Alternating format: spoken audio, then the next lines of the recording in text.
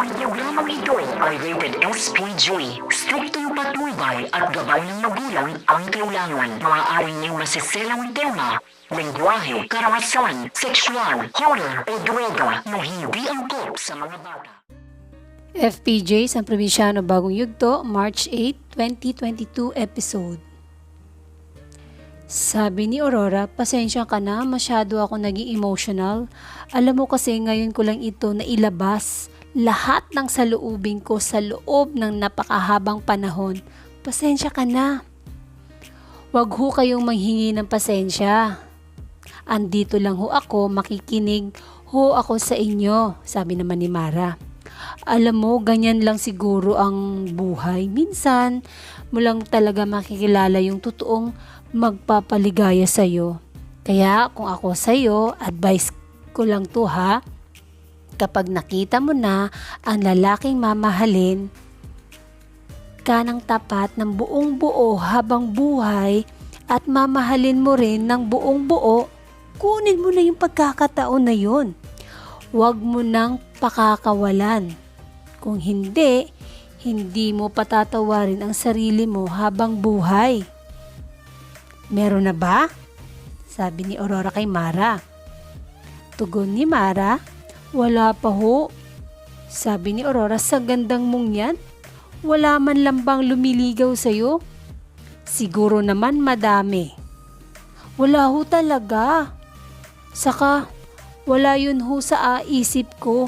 Ang dami ko pong kailangan tapusin. Teka nga muna, sabi ni Aurora. Ang dami-dami ko nung naikwento sa'yo. Di pa kita na itatanong, tiga saan ka ba anak? At saka sino ba ang mga magulang mo? Sagot ni Mara, taga rito lang ho ako. Mga magsasaka ho ang mga magulang ko. Sina Ernesto at si Amanda. Nagulat si Aurora, talaga? Akala ko taga Maynila ka or dayuhan ka dito. Ay hindi ho, dito na ho ako lumaki. Sabi ni Aurora, pareho tayo. Iba ka kasi sa mga kabataan dito. Sagot ni Mara, baka lang ho sa trabaho. Ano ba trabaho mo? Sagot naman ni Mara, medyo marami ho, parakit-rakit ho ako. Pero ngayon ho, vlogger ho ako. Vlogger? Yung nagbibideo tapos i-post? Napakasipag mo naman pala. Siguro, proud na proud mga magulang mo sa'yo. Sagot ni Mara, sana nga ho, pero kung maikwento ko lang ho sa inyo, medyo yun ho yung lagi kong naiisip eh. Parang pakiramdam ko, hindi ako nasasapat sa kanila. Kaya ako naman ho, itong ginagawa ko lahat para mapatunayan ko sa sarili ko sa kanila. Dapat nalaman nila ginagawa mo, sabi ni Aurora. Hindi nila alam kung gaano sila nabibiyaan. Alam mo, kailangan ko lang sabihin na hindi ho talaga maipaliwanag kung bakit ba napakagaan ng loob ko sa iyo. Siguro merong dahilan ng Diyos kung bakit tayo pinagtagpo. Siguro nga ho, alam nyo, ako rin ho, magahan ho yung loob ko sa inyo. Sabi ni Aurora, niligtas mong buhay ko. Niligtas kong buhay mo. Siguro naman, pwede na tayo maging magkaibigan. Tumango si Mara at ngumiti. Aalis na daw sila sa lugar na tinitigilan nila ngayon dahil baka maabutan pa sila ng dilim at iahatid ni Mara si Aurora kung saan ito nakatira. Para masigurado niya ang kaligtasan ni Aurora. Natuwa naman si Aurora sa alok ni Mara. Sa wakas nakita na nila Ambo at Elizabeth si Mr. President. Ang sabi ni Elizabeth, ang layo-layo ng pinuntahan niyo, Mr. President.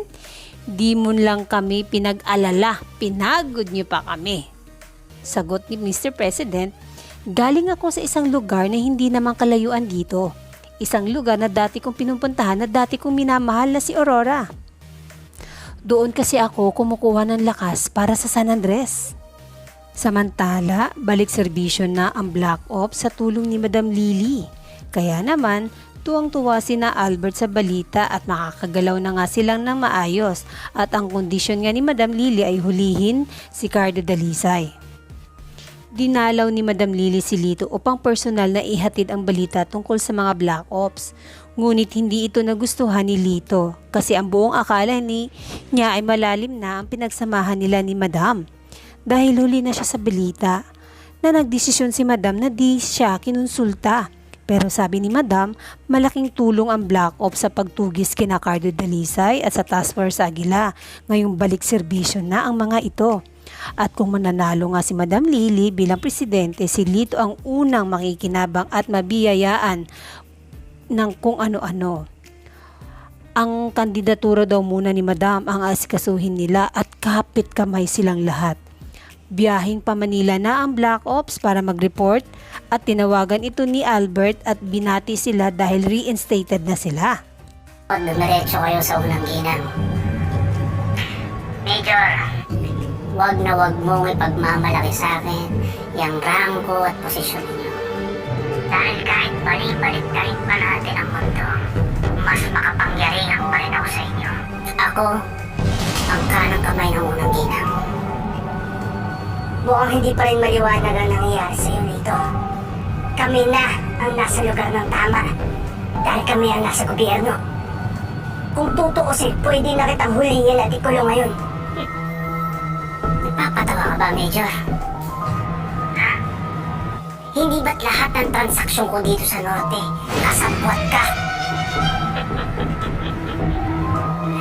Mag-usap na lang tayo kapag nahimasmasan na yung utak mo, Major.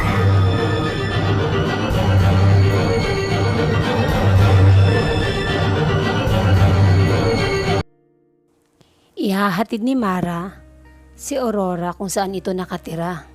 Makikita kaya ni Mara si Don Ignacio sa paghatid niya dito? Yan ang pakabangan natin sa susunod na episode, March 9, 2022. At huwag kayong bumitiw sa gumagandang kwento ng FPJ sa Probinsyano Bagong Yugto. Thank you for watching. Bye!